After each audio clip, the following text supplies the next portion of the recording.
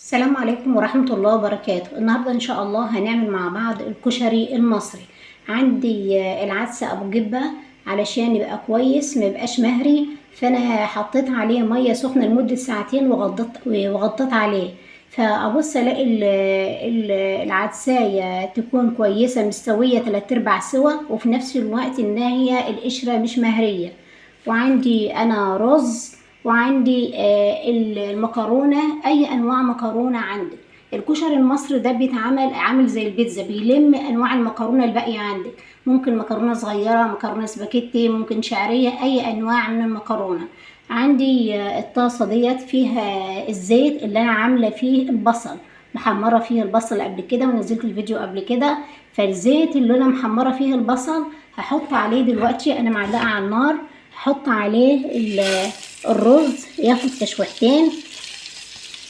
بعد ما ياخد تشويحتين هحط المكرونة وتاخد تشويحتين، وبعدين هنشوف ازاي. بعد ما شوحت المكونات الكشري المصري بالشكل ده، عندي العدس بالجبة اللي انا نقعاه لمدة ساعتين، مش مسلوق، نقعاه في المية. بحطه عليه وباخد تشويحتين. بعد كده هحط المية، هنشوف ازاي.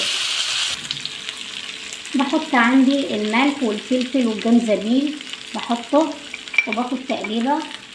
بعد كده عندي المية المغلية بحطها، احط عقد الكشري المصري.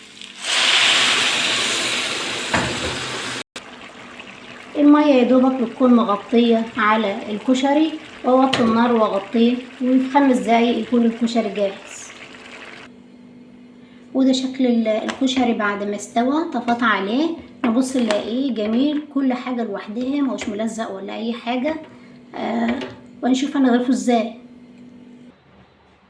وده الكشري المصري بعد ما غرفته. عليه البصل المحمر اللي احنا عاملينه، وعليه وجنب منه الكاتشب والدقة. وكده اكون خلصت، والسلام عليكم ورحمة الله وبركاته.